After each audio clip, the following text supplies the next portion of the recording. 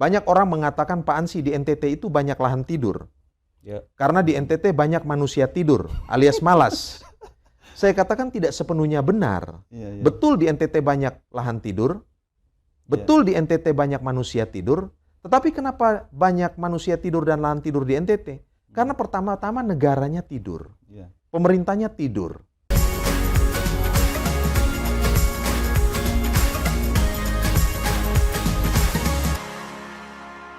Pemirsa Timex Forum, dimanapun Anda berada, jumpa lagi dalam podcast Timex.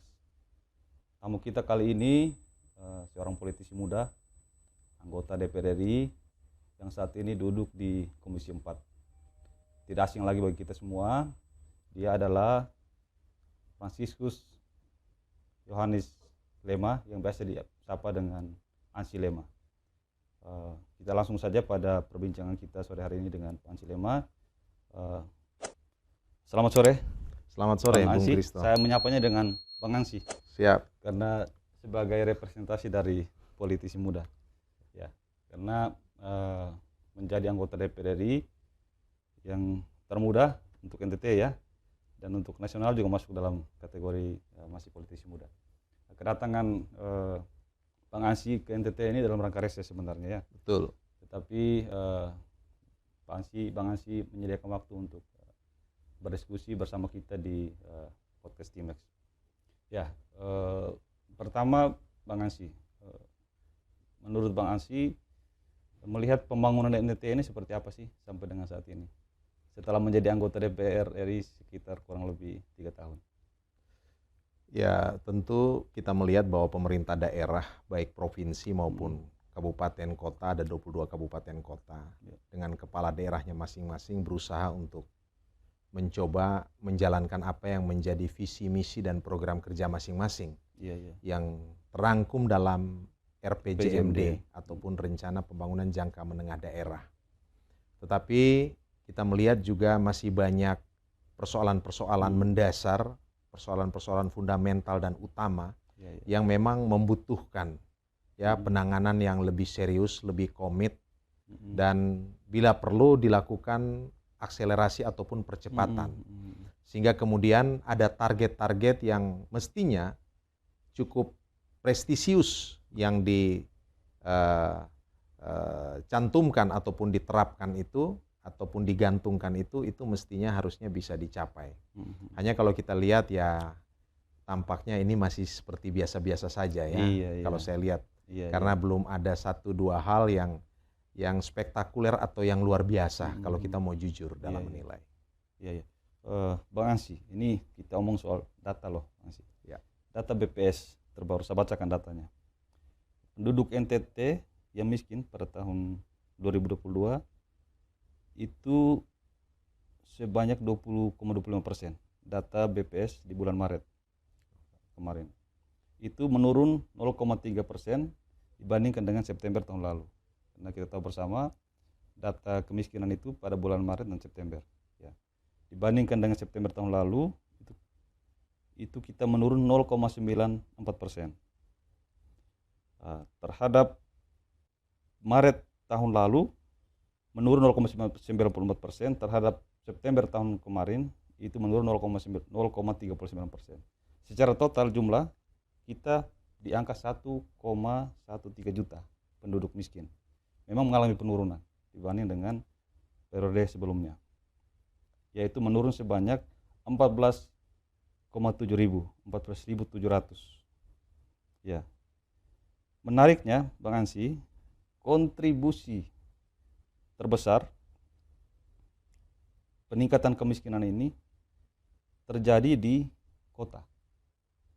Kota meningkat, yaitu meningkat sebanyak 8,84%. Sementara di desa mengalami penurunan dari 24,42% menjadi 23,86%. Ini dari angka ini, fakta ini menunjukkan bahwa pembangunan di desa itu lebih bagus, lebih baik, sehingga berkontribusi terhadap penurunan kemiskinan. Sementara di kota mengalami peningkatan angka kemiskinan. Dari data ini, apa yang mau disampaikan oleh Bang Ansy? Ya, yang pertama, kalau kita merujuk pada data, saya juga baca data BPS ya. Siap. Saya ambil tidak terlalu lama lah dari data 2015 sampai 2022 hari ini. Angka kemiskinan kita itu selalu ada di angka di atas 20%. Betul. Sementara angka kemiskinan nasional itu terus menurun. Berada di 10%. bawah 10%. Angka kemiskinan NTT 2 digit, di atas 2 digit. Angka kemiskinan nasional itu di bawah 1 digit. Ini bisa disimpulkan penurunan angka kemiskinan nasional itu tidak mendapatkan kontribusi sumbangan penurunan angka kemiskinan dari NTT. Betul ada angka kemiskinan di NTT 0, sekian persen yang menurun, betul. tetapi secara umum itu mengalami stagnasi, konstan selama beberapa tahun. Nah, kalau tadi dibaca bahwa ada penurunan angka kemiskinan di tingkat pedesaan dan penaikan angka kemiskinan di tingkat perkotaan. Nah, ini sebenarnya kita tahu bahwa kalau kita bicara desa, sektor yang betul-betul hidup di sana itu adalah sektor pertanian dan peternakan. Kalau ada desa itu di pesisir pantai, maka profesinya itu adalah nelayan. Nah, ini pas betul dengan bidang kerja saya di Komisi 4 ini.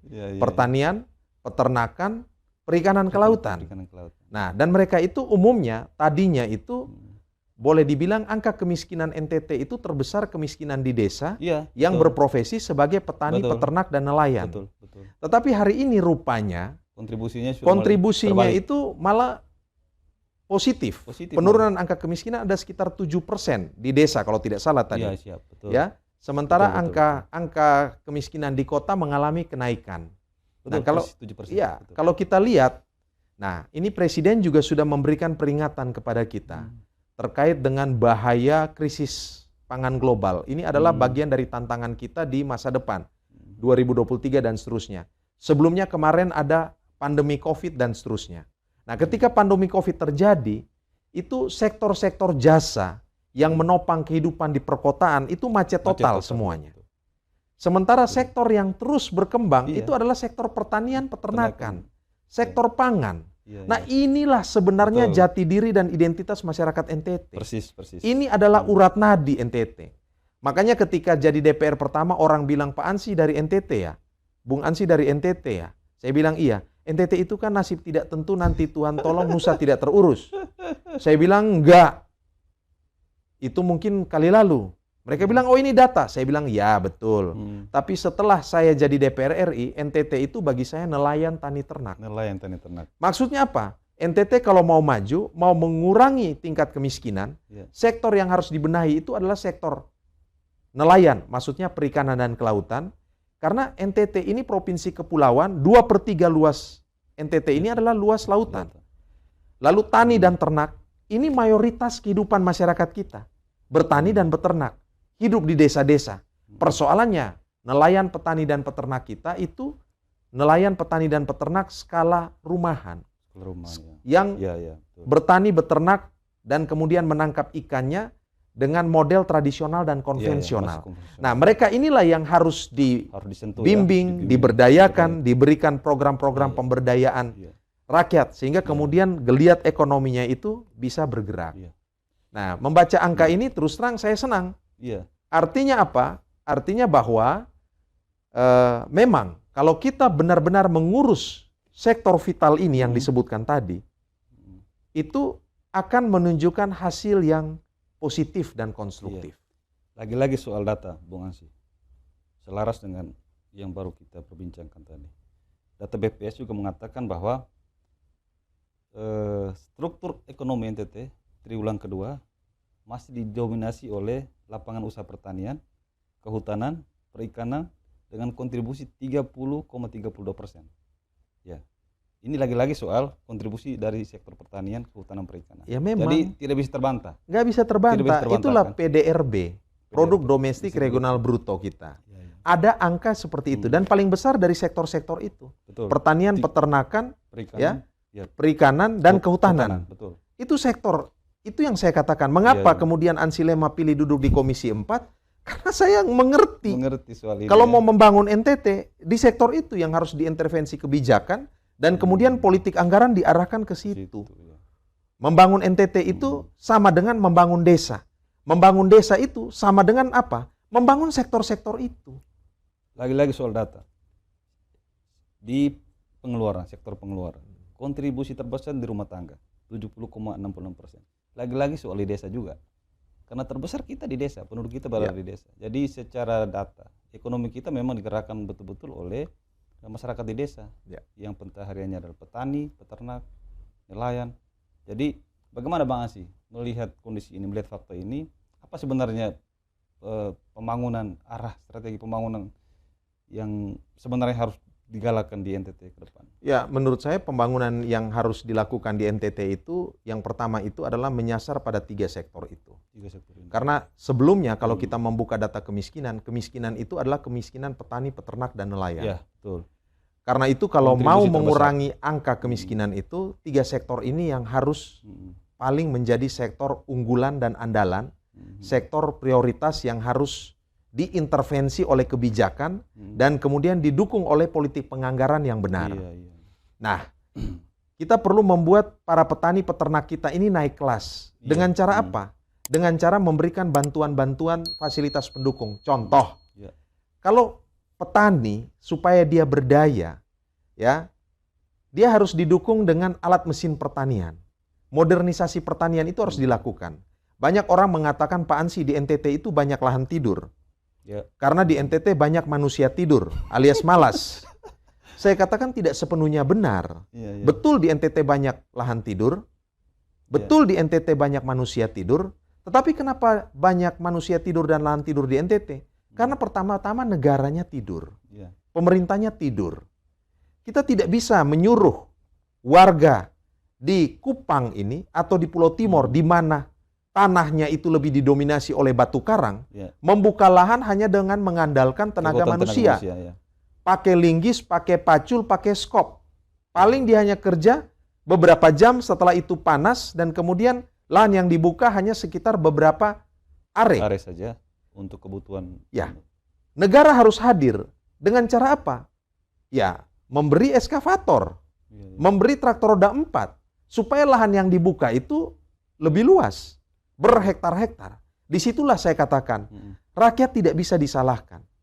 Betul ada lahan tidur, betul ada manusia tidur, tapi pertama-tama karena negaranya tidur. Negara jangan tidur dong. Negara jangan tidur dong. Pemerintah jangan tidur dong. Contoh, rakyat ingin menanam, di mana pupuknya? Di mana airnya? Di mana benihnya yang berkualitas? Nah, itu kan semua tanggung jawab negara. Masyarakat tentu mau bekerja. Masyarakat tentu memiliki etos. Tinggal diberikan pendidikan, diberikan pendampingan dengan memberikan para penyuluh. Penyuluh ini adalah ya mata, telinga, otak, kaki dan tangan negara untuk memberikan pesan-pesan transformasi kepada para petani, para peternak dan para nelayan. Karena itu terus terang kalau kita mau membangun NTT menurut saya dari 3 sektor ini. 3 sektor ini ya.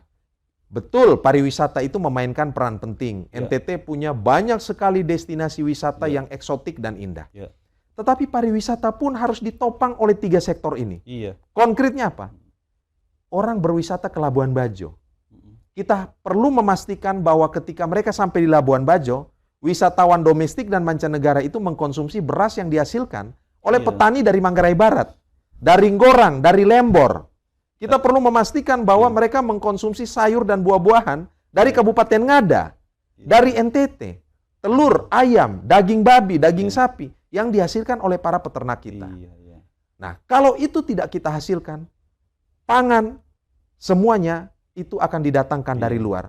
Dan kemudian pariwisata kita yang indah itu tidak menimbulkan multiplier effect bagi para petani, peternak dan nelayan kita. Itu yang membuat di awal-awal sebagai anggota DPR RI membuat Bang Asi sangat getol ya. Sangat getol, sangat ya sampai pukul-pukul meja. Negara harus hadir di NTT gitu. Karena jadi saya mengidentifikasi persoalan kemiskinan di NTT. Apa akar kemiskinan di NTT? Siapa yang miskin di NTT? Mengapa mereka miskin? Apa profesi mereka? Dan ditinggal di mana mereka? Jawabannya kemiskinan NTT itu mayoritas ada di desa. Profesinya itu adalah peternak, petani, dan nelayan. Ya, yang selama ini mungkin kerap kali dilupakan dalam agenda pembangunan. Nah, karena itu mereka ini harus mendapatkan prioritas. Itulah mengapa Bung Kristo ketika bagi komisi di DPR RI, Saya dengan tahu dan mau, dengan sadar, itu didukung oleh senior saya, Bapak Herman Heri, ya, saya ditugaskan untuk duduk di Komisi 4. Karena Komisi 4 ini urusannya ini, makanya saya bilang Komisi 4 itu komisi yang sangat NTT. Komisi 4 itu menyangkut perut rakyat. Komisi 4 itu menyangkut isu-isu kerakyatan. Nah, kita harus dorong semakin banyak ya bantuan-bantuan produktif, bantuan-bantuan yang bisa memberikan manfaat bagi masyarakat kecil kita. Nah, ini sesuai dengan spirit ataupun sesuai dengan visi perjuangan partai kami. Wong Cilik. Bekerja untuk Wong Cilik. Option for the poor. Siapa kaum the poor? Siapa kaum marginal? Siapa Wong Cilik? Siapa kaum marhaen itu? Ya petani, peternak, dan nelayan. Dan saya membedah betul petani dan peternak dan nelayan itu dengan angka-angka tadi, itu harus mendapatkan sentuhan itu. Betul, ya. Nah, kemarin saya baru kembali dari TTS, ngobrol-ngobrol dengan masyarakat di sana, mereka membutuhkan alat mesin pertanian. Traktor roda 2, traktor roda 4, mereka butuh jalan usaha tani. Nah, kita membantu itu. Tentu bekerja sama dengan pemerintah pusat, dengan Kementerian Pertanian Republik Indonesia. Sejauh evaluasi dari Bang Ansy, sudah 3 tahun ya, 3 tahun sebagai anggota DPR RI, setiap periode juga menyampaikan laporannya kepada publik, setiap semester, setiap tahun, dan terakhir 3 tahun kemarin juga menyampaikan laporannya. Sampai juga di NTT, karena memang harus ke NTT, karena konstituennya ada di sini. Selama 3 tahun, menurut evaluasi dari Bang Ansy, progres setiap tahun selama 3 tahun seperti apa? Dengan NTT tadi, nelayan, tani, ternak tadi, progresnya seperti apa? Iya. Seperti apa? Ya terus terang, kalau bicara soal progres itu memang akhirnya kita harus membaca data. Data ya, tapi data ini juga sebenarnya sudah menunjukkan ini. Data yang valid dan akurat itu perlu. Ya, di sini kita perlu juga memilah dan membedah. Ya, ada tugas dan tanggung jawab serta kewenangan eksekutif. Ada tugas dan tanggung jawab serta kewenangan legislatif. Yang punya visi, misi, dan program kerja sama RPJMD itu adalah eksekutif. Gubernur, bupati, dan wali kota. Lalu legislatif, seperti saya, anggota DPR RI ini apa kewenangannya dan apa yang bisa dilakukan untuk NTT? Kami ini sekedar sebagai supporting system. Kami tidak punya visi, misi, dan program kerja. Lalu atas dasar apa kami bekerja? Kami bekerja atas dasar visi, misi, program kerja, dan RPJMD dari para kepala daerah. Maka saya memberi makna anggota DPR RI itu adalah supporting system. Karena itu mestinya kepala daerah itu bisa bekerja sama dan bersinergi dengan kami. Sehingga supportnya maksimal. Supportnya maksimal. Apalagi kami tahu faktanya rata-rata kabupaten kota di NTT memiliki keterbatasan dari segi anggaran pendapatan belanja daerah atau APBD. Rata-rata APBD-nya tuh sekitar 1,1 T, maksimal mungkin 1,5 T, skala kabupaten. Defisit. Bahkan defisit. PAD-nya juga tidak besar. Jadi ada keterbatasan dari segi fiskal. Nah, setengah dari itu sekitar 700 miliar, 600 miliar biasanya sudah digunakan untuk belanja birokrasi, untuk perjalanan dinas, untuk gaji dan honor para ASN ataupun pegawai negeri. Sisanya 600 miliar atau 700 miliar dipakai untuk membiayai pembangunan, pemberdayaan rakyat. Mulai dari isu infrastruktur, isu lingkungan hidup, isu pendidikan, isu kesehatan, pertanian, perikanan, kelautan. Semua hal. Minim sekali. Tentu sangat tidak terbatas. Nah, mestinya kepala daerah itu memiliki kreasi dan inovasi untuk mencari sumber-sumber pendanaan lain. Salah satu sumber pendanaan lain itu ada di pusat. Di kementerian-kementerian itu. Dan DPR RI memiliki kewenangan politik anggaran. Nah, kalau seandainya kepala daerah memiliki relasi, komunikasi, sinergi yang baik dengan anggota DPR, kami bisa diberitahu ya untuk memberikan untuk memperjuangkan kepentingan-kepentingan pemerintah daerah ataupun rakyat daerah ini. Sehingga ada sebagai supporting system, sehingga ada alokasi anggaran yang bisa masuk ke pemerintah daerah. Saya kasih contoh. Misalnya pemerintah Kabupaten Malaka. Beberapa kali bupatinya komunikasi bahkan sampai ke ruang kerja saya membisiki, Pak Ansy, kami butuh traktor roda 4. Katakanlah 10 unit. 1 unit skalanya 400 juta. Kalau 10 sekitar 4 miliar. Ya. Saya kadang bilang, wah itu agak susah. Tapi saya bisa memperjuangkan misalnya 3 sampai 5 traktor. Begitu juga alat panen yang namanya combine harvester multiguna. Sudah ada 3 combine harvester multiguna yang kami berikan ke Kabupaten Malaka. Itu satu kabupaten. Ada kabupaten lain, misalnya Rotendao, ada kapal yang kami berikan. Kapal bahkan? Kapal, skala 5 JT. 2 kapal. Nah, untuk tangkap ikan bagi para kelompok nelayan. Diberikan. Nah, itu semua itu kan bisa membantu keterbatasan anggaran dari masing-masing pemerintah daerah, dari dinas. Beberapa waktu lalu di Kota Kupang, saya memberikan bantuan alat mesin pertanian, traktor, ya, roda 2, rota tanam, kultivator, pompa air, itu skala ada sekitar 37 unit. Sudah sangat familiar ya alat-alat itu. Padahal saya ini tidak punya background itu, ya kan begitu. Tadi baru dari Fatukoa, kami meresmikan jalan usaha tani. Itu jalan usaha tani itu satu jalan usaha tani, ya, bisa mengcover sampai 300-an meter. Swadaya ya? Dan itu dana dari pusat, dan dikerjakan secara swadaya, gotong royong oleh masyarakat sekitar. Nah, ini bagus juga. Spirit gotong royong ini harus kita tumbuhkan pada skala desa. Ya. Dan dana yang diterima itu 300 juta. Itu sangat membantu para kepala desa yang juga memiliki keterbatasan dari sisi ADD, anggaran atau dana desa ini. Nah, jadi memang fungsi kami sebagai anggota DPR RI ini fungsi menjalankan, memperjuangkan apa yang menjadi aspirasi publik. Kerjanya pertama pakai mata dan telinga, turun ke masyarakat, melihat apa persoalan, kebutuhan, aspirasi mereka, mendengar apa komplain mereka, apa yang mereka bisiki, supaya kita tahu kebutuhan mereka, pulang ke Jakarta, ke Senayan dalam rapat, ya menggunakan otak, menggunakan mulut dan hati nurani, memperjuangkan kepentingan masyarakat di Dapil NTT ini. Nah, kalau dulu DPR itu dianggap hanya sekedar parle, sekedar bicara, ya, dan kemudian aspirasinya disampaikan. Nah, saya tidak mau hanya sekedar itu.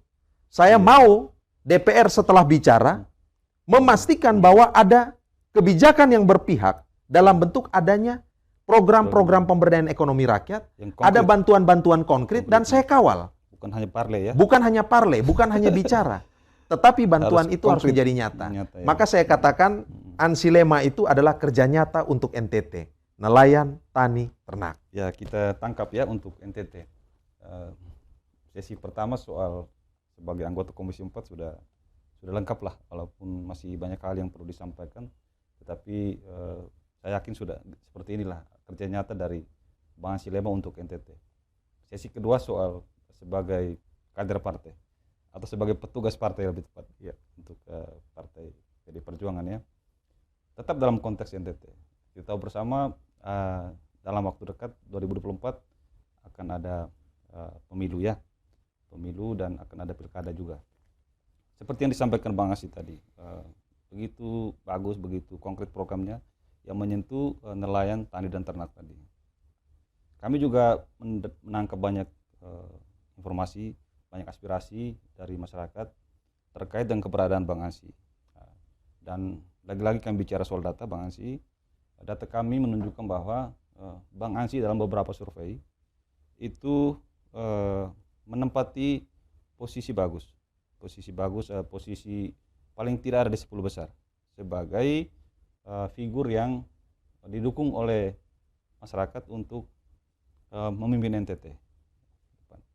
Ini lagi-lagi soal survei loh Bang Ansi. Nanti soal lembaga apa nanti kita bisa bicarakan secara teknis, tetapi pernyataan ini bisa kami pertanggungjawabkan. Bahkan ada satu kali lembaga survei yang dipublish secara umum, nama Bang Ansi ada di situ. Kalau saya tidak salah di posisi 9 kalau tidak salah. Ya, bukan PDP ya, ada partai lain lah. Saya mau tanya kepada Bang Ansi, apa pendapat Bang Ansi terhadap ini? Ya, yang pertama sebagai orang yang pernah juga kerja di lembaga riset ya, betul. Dan juga berlatar belakang akademisi. Saya tentu melihat survei itu adalah metode ilmiah yang digunakan untuk mengukur ya tingkat popularitas, elektabilitas, akseptabilitas seorang politisi berdasarkan rekaman atas persepsi publik. Nah, Kalau metodologinya diterapkan secara benar, maka survei itu bisa dijadikan sebagai rujukan yang bisa dipertanggungjawabkan secara ilmiah. Karena itu saya memberikan apresiasi. Apalagi kita tahu bahwa politik Indonesia hari ini sudah dikelola secara modern dan saintifik. Politik, betul. Dan hari ini politik itu bisa dikalkulasi. Hari itu politik itu bisa dihitung, bisa diprediksi. Bukankah yang dilakukan Bang Ansy waktu 2019 ya, ini? Seperti itu juga, kan? karena memang saya dibesarkan juga dari lembaga-lembaga survei seperti itu. Nah, soal aspirasi publik, soal apa yang berkembang di publik, tentu saya memberikan apresiasi, terima kasih kepada mereka. Artinya bahwa apa yang saya lakukan ini ditangkap secara positif. Pesan-pesan kerja konkret saya diberi makna, dinilai secara baik oleh konstituen atau oleh masyarakat NTT. Nah, tetapi kalau bicara soal kepartaian, PDI Perjuangan ini adalah partai yang memiliki mekanisme sendiri, yang memiliki tradisi sendiri, yang memiliki lebih ke tradisi, kultur, kultur tertentu. Kalau bicara soal posisi-posisi tertentu seperti presiden atau gubernur, itu sepenuhnya merupakan prerogatif Ketua Umum DPP PDI Perjuangan Ibu Megawati Soekarno Putri. Itu tradisi kita di PDIP. Ya, di PDI. Tentu Ibu Mega dengan kearifannya, dengan hikmatnya, dan juga tentu mempertimbangkan survei dan yang lain-lain. Tetapi bahwa sepenuhnya itu merupakan otoritas dan kewenangan beliau sebagai Ketua Umum, karena ini merupakan kepercayaan ataupun mandat yang diberikan oleh anggota kepada beliau.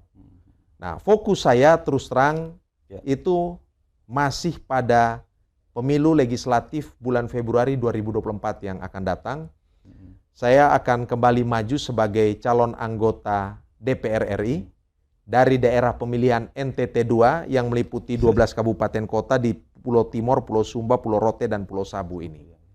Ya, jadi saya mohon dukungan agar bisa terpilih kembali sebagai anggota DPR RI. Dukungan tentu dengan kerja-kerja nyata yang sudah dilaksanakan, juga tentu komitmen ke depan nanti seperti apa. Tentu masyarakat akan melihat itu semua ya. Saya masih tertarik soal tadi jawaban Bang Ansy, sebagai politisi kami maklum harus berhitung betul, tetapi tentunya cerminan dari apa yang disampaikan Bang Ansy tadi itu publik bisa menangkap lah, kami ingin lebih tegas lagi, lebih konkret lagi. Ya, kalau urusan gubernur itu lebih konkret, yaitu hanya Tuhan Allah dan Ibu Mega yang tahu. Siap. Ya, kami ini sebagai kader itu hanya diminta untuk bekerja. Dan saya baru 3 tahun di DPR RI, dan saya ingin menuntaskan ini secara baik sampai 5 tahun. Kalau saya bekerja baik, saya yakin masyarakat akan memberikan mandat untuk di periode kedua. Amin. Dan sekarang prosesnya sudah berlangsung, proses rekrutmen untuk periode 2024-2029 untuk legislatif, kami sudah melewati proses. Kemarin saya baru menyelesaikan psikotes, sejumlah tahapan di internal PDI Perjuangan, dan saya terdaftar sebagai bakal calon legislatif untuk 2024-2029 nanti. Sementara kalau bicara pilkada NTT itu baru akan terjadi pada November 2024. Pilpresnya 1 putaran. Ya, jadi memang belum ada hal yang bisa saya sampaikan. Siap. Ya, karena fokus dan prioritas kami masih kepada pemilu legislatif. Ya, Bang Ansy. Ya, dan saya juga sebagai kader tentu memiliki loyalitas tegak lurus kepada aturan main organisasi, tegak lurus kepada Ketua Umum DPP PDI Perjuangan Ibu Megawati Soekarno Putri, ditugaskan di mana saja tentu kami siap menjalankan itu. Dan ya, kalau bicara soal calon gubernur NTT dari PDI Perjuangan, masih ada beberapa figur lain yang perlu juga saya sebut. Antara lain adalah Bapak Andreas Hugo Pareira, yang saat ini adalah anggota DPR RI, duduk di Komisi 10 dari daerah pemilihan NTT 1, dan juga Ibu Emi J. Nomleni, yang saat ini adalah Ketua DPRD Provinsi NTT dan juga Ketua DPD PDI Perjuangan Provinsi NTT. semuanya akan berproses ya? Ya, semua tentu akan berproses sesuai dengan mekanisme ya, partai. Dan ya saya melihat bahwa saat ini semua masih fokus untuk menyiapkan kontestasi elektoral di 14 Februari 2024 nanti. Baik, terima kasih Bang Ansy, menarik sekali. Closing statement, apa yang ingin disampaikan Bang Ansy terkait dengan pembangunan NTT, terkait dengan positioning Bang Ansy dalam pemilu maupun pilkada 2024, dan terakhir untuk pemilih pemula di NTT. Closing statement dari Bang Ansy. Ya, masih ada waktu 2 tahun buat saya untuk menuntaskan mandat yang diberikan oleh rakyat NTT kepada saya sebagai anggota DPR RI. 2 tahun ini saya akan berkomitmen untuk terus bekerja, memberikan hati dan pikiran, memberikan dedikasi, bahkan memberi diri untuk masyarakat NTT, terutama bagi para peternak, petani, dan nelayan yang merupakan bidang kerja saya di Komisi 4. Yang kedua, khusus untuk masyarakat NTT, saya berharap masyarakat NTT itu akan tumbuh menjadi para pemilih yang rasional, para pemilih yang memilih pemimpinnya atas dasar evaluasi terhadap rekam jejak, terhadap track record, terhadap integritas dan kapasitasnya. Karena pemilih yang cerdas akan melahirkan pemimpin-pemimpin visioner dan transformatif. Sehingga kemudian kualitas demokrasi kita di NTT ini akan mengalami proses peningkatan. Terakhir, saya mau menyampaikan terima kasih pada kesempatan ini kepada masyarakat NTT yang selama ini sudah mendukung kami, kepada pemerintah Provinsi NTT dan juga pemerintah Kabupaten Kota yang selama 3 tahun ini bekerja sama dan bersinergi dengan kami. Tentu saya sebagai anggota DPR tidak bisa bekerja seorang diri, karena bagaimanapun juga yang punya rakyat dan punya wilayah itu adalah pemerintah daerah. Sehingga kemudian kami siap untuk selalu bekerja sama, bergotong royong, bersinergi untuk membangun NTT ini, untuk membangun kabupaten-kabupaten yang ada di NTT ini, dan juga untuk membangun masyarakat di Provinsi Nusa Tenggara Timur. Akhir kata saya mohon doa, sehingga kemudian tetap sehat dan tetap memiliki komitmen yang kuat untuk bekerja bagi masyarakat NTT. Saya kira demikian. Terima kasih Bang Ansy. Sama-sama. Luar biasa sekali.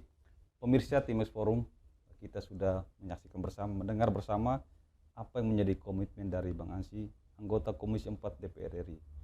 Dengan tagline-nya NTT, nelayan, tani, ternak, kita lihat bersama, kita saksikan bersama 3 tahun keberadaan jadi anggota DPR RI, apa yang sudah dibuat kita bisa lihat, kita bisa saksikan bersama sesuai dengan laporan yang selalu disampaikan setiap periode. Kita akan jumpa kembali dengan beliau di tahun 2024 sesuai dengan komitmen yang telah disampaikan oleh Bang Ansy Dema. Sampai jumpa di podcast selanjutnya. Terima kasih Bung Kristo.